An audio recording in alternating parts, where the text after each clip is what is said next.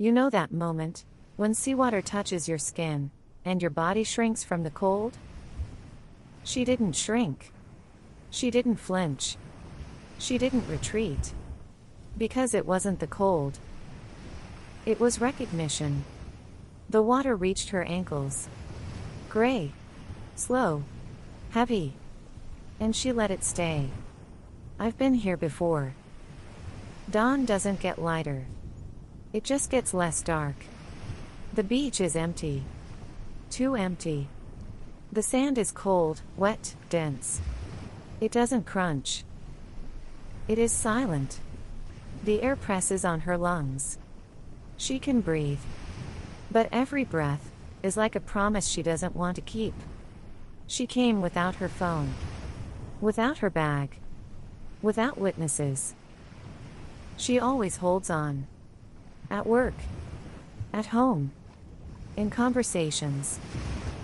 Today she is not holding herself together.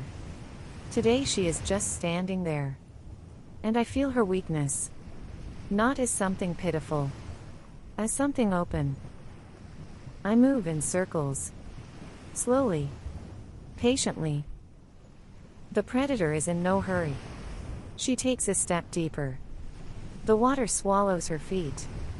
The wave is too slow. Too smooth. Her breathing begins to adjust to the rhythm of the surf. Inhale, wave. Exhale, retreat. I touch the surface of the water. And the foam changes. The first intervention, almost imperceptible. The edge of the wave turns pink. Not bright. Just slightly warmer than the rest of the world. She looks down. She squints. It's the light, she whispers to herself. But the sky is gray. The light is not pink. The foam touches her skin. It stays a second longer than it should. I don't seize her. I am simply getting to know her. She doesn't step out. She came here thinking that the sea takes away. Salty. Boundless. Indifferent. She is tired of being strong. Tired of answering, I can handle it. Tired of smiling, when inside she feels empty. I heard it in her voice yesterday. When she said to her friend, "Everything's fine." Fine. That word smells of weakness. I crawl closer. The wave touches her a second time. The foam is thicker now. Pink threads stretch between her fingers. She takes a step back. And leaves a mark. It glows on the wet sand. Barely. Pink. She doesn't notice it. Not yet. The second intervention begins with a sensation. Stickiness. The foam doesn't disappear right away. It sticks to the skin, like a thin film. She runs her hand over her leg. The foam stretches. It doesn't break. Strange. Her voice is lost in the wind. I wrap her ankles. Gently. Like a hug. You don't have to hold on. You can just let go.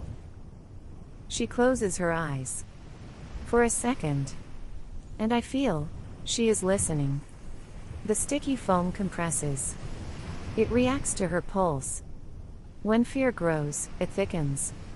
When doubt, it warms. I don't press. I persuade. She opens her eyes. The horizon seems closer. Uncomfortably close. As if the world has folded in half. She stares into the distance longer than necessary. Her breathing is now completely in sync with the waves. Inhale, the wave rises. Exhale, it recedes. I synchronize with her. I learn her rhythm. The sand beneath our feet changes. Not immediately.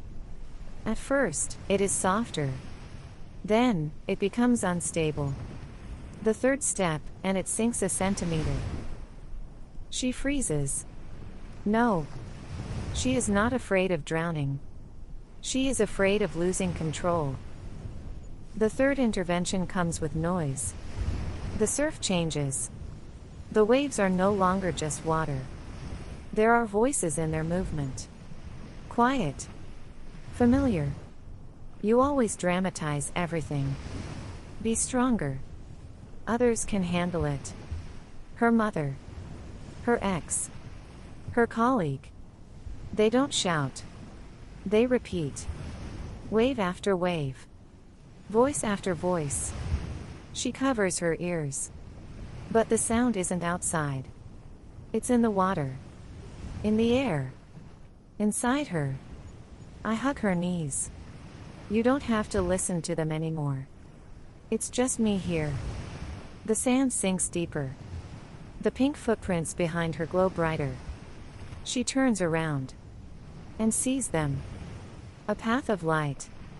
Each of her steps is a mark. As if something is tracking her. Me. The climax is not sudden. It is slow. Like diving. The sand becomes quicksand. Not immediately. Gradually. First, her ankles. Then, lower. She tries to pull her leg out. The sand doesn't hold her by force.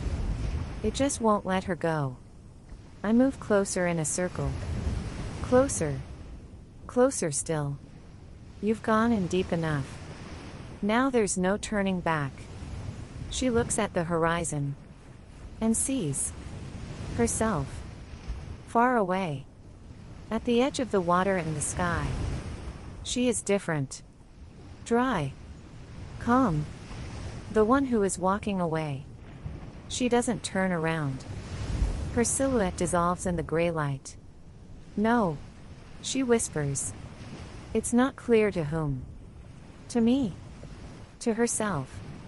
I squeeze the sticky foam on her skin. It becomes a second flesh. Warm. Pink. You can leave the shell. You can leave easily.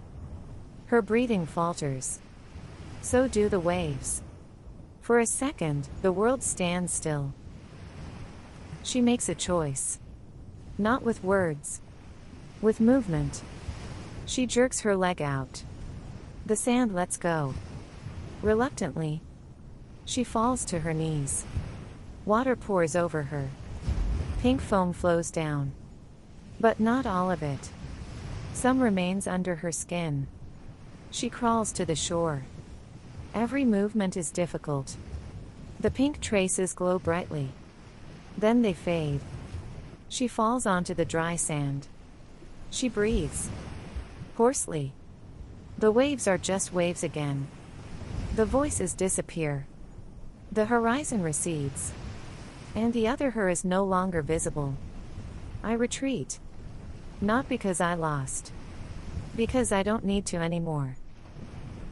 She lies there for a long time. Then she gets up. Slowly walks away. Her steps are normal. The sand doesn't glow. From the side, nothing special. Just a woman on an empty beach. But I know the difference. And you should know it too. There is surviving.